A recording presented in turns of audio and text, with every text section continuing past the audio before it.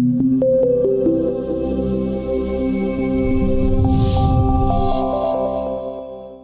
name is David Hume. I'm the Executive Director for Citizen Engagement for the Provincial Government of British Columbia, Canada. Excellent. And before we get into what you did for your change agent opening, I'd like to know, you're probably pretty busy. What would compel you to accept the invitation to come down here for the GovLab Summit? There's a few things. One is I was really impressed with the network of people that were brought together for this meeting, and I think for the GovLab network generally. I really want for our work to be tested and benchmarked against the best people who are out there in this space doing this kind of work. And it seemed like a really good opportunity to come and talk about our ideas, see how they fit with other people who are thinking deeply about this stuff or doing exciting things. And so GovLab was a place to come to do that, and that's why I wanted to be here. Excellent. Yeah. So can you tell us a little bit about how you opened up with your change agent opening, and then what you kind of discussed in your session? Sure, yeah. I mean, our session was about questions and about how to ask a better question. And I talked about some of the projects that we've been doing in British Columbia that were focused around questions, and some of the things that went well with those and some of the things that didn't go well. And I talked about some new projects that are coming down the line that also are going to be forcing us to confront this question of questions. So it was a really interesting session. I think a lot of people wanted to go in some different directions. Some wanted to focus on case study type things. Others wanted to talk a little bit more about not just questions themselves, but how questions translate into an overall system of participation. And other parts of the group wanted to talk about sort of action steps that you need to take around those ideas. And the group when we broke up, the group that I was most involved in was talking about kind of principles for asking good questions. And it was a real kick to be working with somebody who's I understand is a global expert in thermodynamics, Adrian Bajan, to understand how he comes at asking questions. And so for me, my background's in public policy. To work with somebody like that and understand how he comes at things and how that jive with the rest of the group, who are also kind of more policy people and private sector people, was great. And I think we came out with some really interesting stuff as far as big ideas about how to think through the question of questions. Excellent. So what was speaking of Adrian Bajan, he's a very abstract kind of guy, right? Yeah. So what were some, maybe something that he said, what was some of the things that you really pulled away from the sessions that were great? I think one of the things that he talked about, Adrian in particular talked about, and we talked about as a group, was the idea of defining the system. So as you're stepping into the process of asking a question, what are the boundaries around the thing that you're talking about? So you have to be, scientists want to be unambiguous. I mean, policymaking is unfortunately not quite so unambiguous, but in a lot of cases for a lot of different reasons.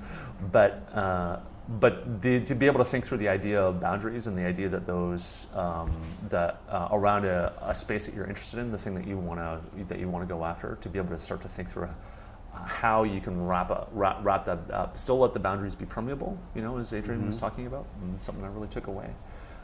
It's not an exclusive thing or an exclusionary thing. It's about just trying to say, no, this is the thing that we're talking about. Now, what do we need to know about that particular thing? It was a real highlight for me. I hadn't thought about it in that way before, and that was really helpful. So tell me a little bit about your work, and what are some of the solutions that you've already implemented or are implementing right now? I think my work is really around helping the government of British Columbia, and the terms we use for agencies as ministries, is helping ministries understand, think through how to use open collaborative processes to make policy and service decisions, like improve those. So my work is focused on open data. My work is focused on digital dialogues with citizens. My work is focused on building best practices around how to do public engagement, including face-to-face methods, and really trying to provide support and a platform for people who are working in the public service in British Columbia to understand those things, work out how it fits within their mission and what they're trying to accomplish for their organization, and then support them as best we can in trying to how to roll those out. Simple, like important things like project planning and that overall kind of design of process, and how to leverage the assets government already has, whether they're tools or knowledge, to be able to make what they're doing as effective as possible. So are you guys in Canada faced with the same kind of problem we are in America, of that your system is kind of built on this like old world foundation, and that you're trying to adapt to this new age now? Is that kind of the big challenge? I think that's one articulation. I think for us,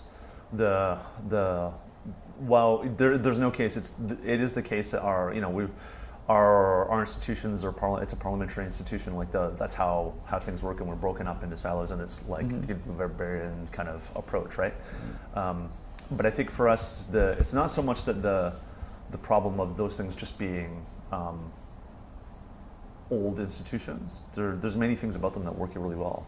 I think the problem for us now is that we've got a lot of pressures on us that seem to be accelerating.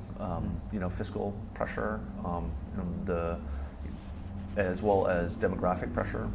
So for us as a public service, our workforce is shrinking, and we're going to need to deal with. We're faced with the challenge of doing more with less, in very significant ways.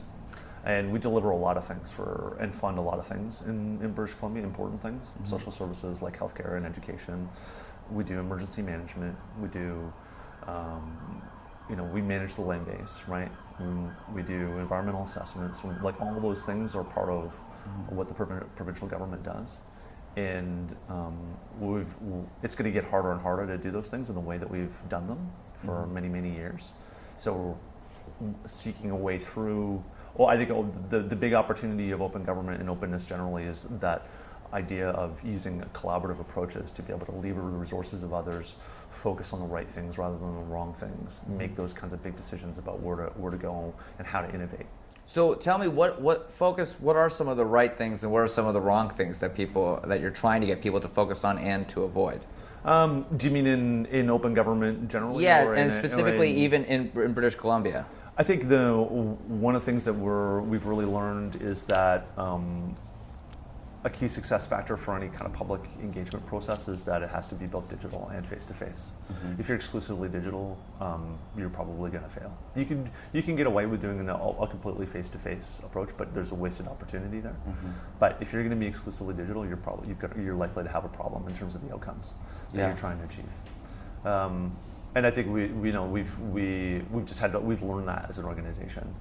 I think that the other things that where we want to focus people now is around how we begin to take the different things that we've been able to put in place over the last couple of years. So it's only been about 2 years since we've had open data. It's only been about 2 years since we've had a team devoted to user experience design and using design methods and research. We really only started in 2008 here. We've done a number of transparency measures and built kind of tools, and now we've got a collection of tools, and that's good.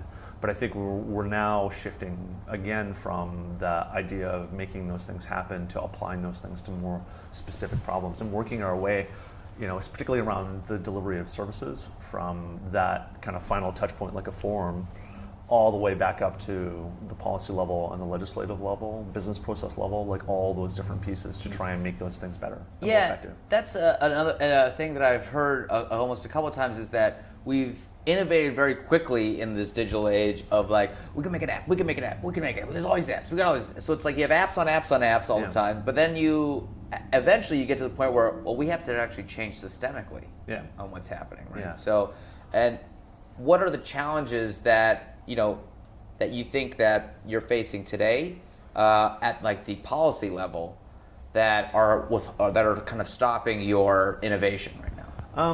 I think I don't know at the policy level